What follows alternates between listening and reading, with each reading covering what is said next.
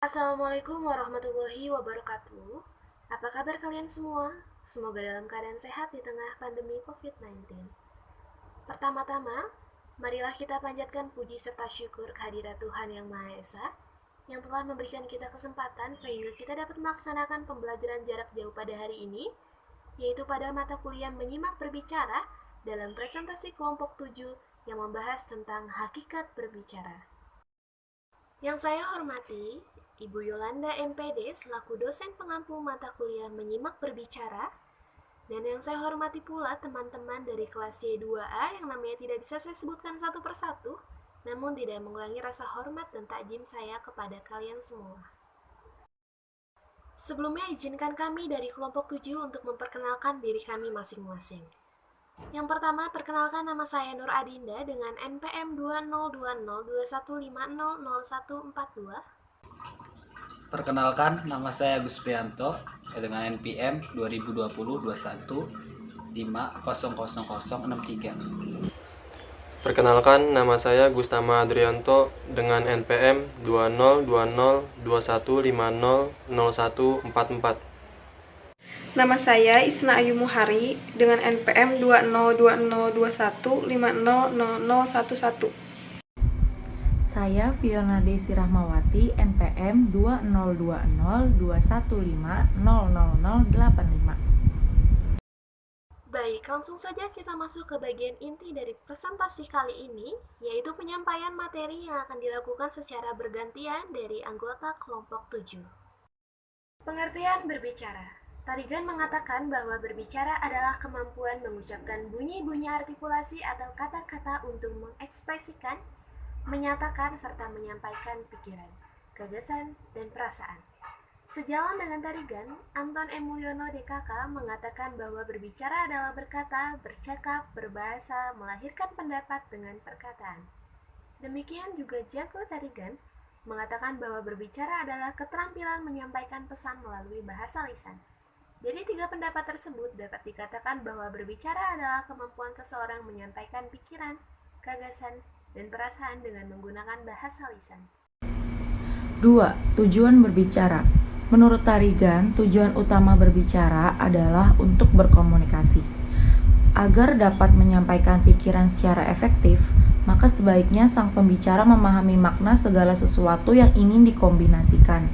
Dia harus mampu mengevaluasi efek komunikasi terhadap pendengarnya, dan dia harus mengetahui prinsip-prinsip yang mendasari segala sesuatu situasi pembicaraan, baik secara umum maupun perorangan. Menurut Jago dan kawan-kawan, biasanya pembicaraan dapat dibedakan menjadi 5 golongan, yaitu 1. Menghibur, 2. Menginformasikan, 3. Menstimulasi, 4. Meyakinkan, dan 5. Menggerakkan. Berdasarkan uraian tersebut, maka dapat disimpulkan bahwa seseorang melakukan kegiatan berbicara selain untuk berkomunikasi juga bertujuan untuk mempengaruhi orang lain. Dengan maksud apa yang dibicarakan dapat diterima oleh lawan bicaranya dengan baik. 3. Konsep dasar berbicara. Ada 9 konsep dasar berbicara, yaitu 1. Berbicara dan menyimak adalah 2 kegiatan resiprokal. 2. Berbicara ada kalanya digunakan sebagai alat berkomunikasi dengan lingkungannya.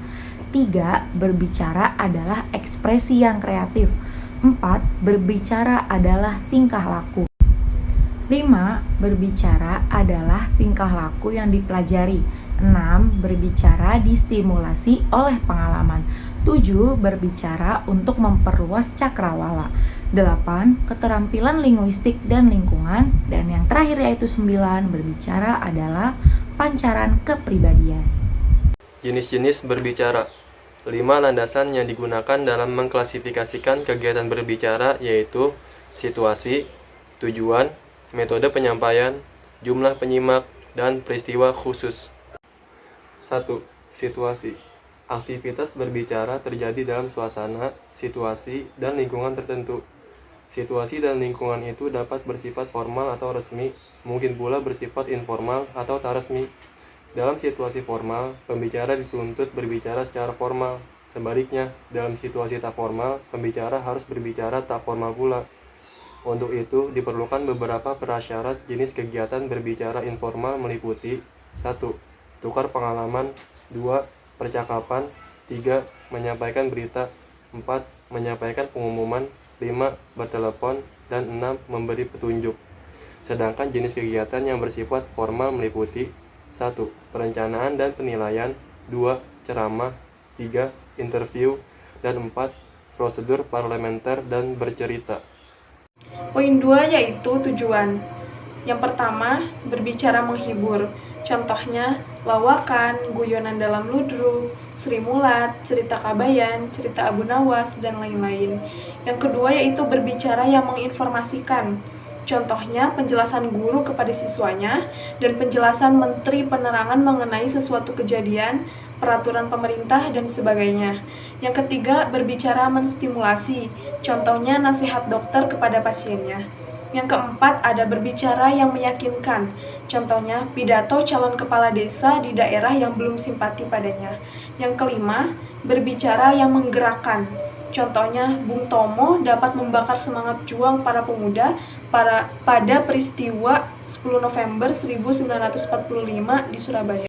Yang ketiga, ada metode penyampaian. Pertama, penyampaian secara mendadak. Terjadi karena seseorang tanpa direncanakan sebelumnya harus berbicara di depan umum. Hal ini terjadi karena tuntutan situasi. Yang kedua, penyampaian berdasarkan catatan kecil. Biasanya berupa butir-butir penting sebagai pedoman berbicara. Berdasarkan catatan itu, pembicara bercerita panjang lebar mengenai suatu hal. Hal ini dapat berhasil apabila pembicara sudah mempersiapkan dan menguasai isi pembicaraan secara mendalam sebelum tampil di depan umum. Yang ketiga, penyampaian berdasarkan hafalan. Berbicara berdasarkan hafalan memang banyak kelemahannya. Pembicara mungkin lupa akan beberapa bagian dari isi pidatonya. Perhatiannya tidak bisa diberikan kepada pendengar, kaku dan kurang penyesuaian pada situasi yang ada. Yang keempat, penyampaian berdasarkan naskah. Berbicara yang berlandaskan naskah dilaksanakan dalam situasi yang menuntut kepastian, bersifat resmi dan menyangkut kepentingan umum. Jumlah penyimak.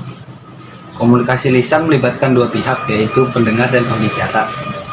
Jumlah peserta yang berfungsi sebagai penyimak dalam komunikasi lisan dapat bervariasi, misalnya 1 orang, berapa orang atau kelompok kecil, dan banyak orang atau kelompok besar. Berdasarkan jumlah penyimak itu, berbicara dapat dibagi atas 3 jenis, yaitu yang pertama, berbicara antar pribadi atau berbicara empat mata. Terjadi apabila dua pribadi membicarakan, percakapan, merundingkan, atau mendiskusikan. Yang kedua, berbicara dalam kelompok kecil. Terjadi apabila seseorang pembicara menghadapi sekelompok kecil pendengar, misalnya 3-5 orang. Dan yang terakhir, yang ketiga, berbicara dalam kelompok besar. Terjadi apabila seseorang pembicara menghadapi pendengar berjumlah besar atau massa. Peristiwa khusus. Dalam kehidupan sehari-hari, manusia sering menghadapi berbagai kegiatan. Sebagian dari kegiatan itu dikategorikan sebagai peristiwa khusus, istimewa atau spesifik. Contoh kegiatan khusus itu adalah ulang tahun, perpisahan, perkenalan, dan lain-lain. Berdasarkan peristiwa khusus itu, berbicara atau berpidato dapat digolongkan atas 6 jenis, yaitu yang pertama, pidato presentasi, yang kedua, pidato penyambutan, yang ketiga, pidato perpisahan, yang keempat, pidato perkenalan, dan yang terakhir, pidato nominasi. Berdasarkan materi yang telah disampaikan, dapat kami tarik kesimpulan bahwa berbicara adalah kemampuan seseorang menyampaikan pikiran, gagasan, dan perasaan dengan menggunakan bahasa lisan. Berbicara bukan hanya sekedar pengucapan bunyi-bunyi atau kata-kata.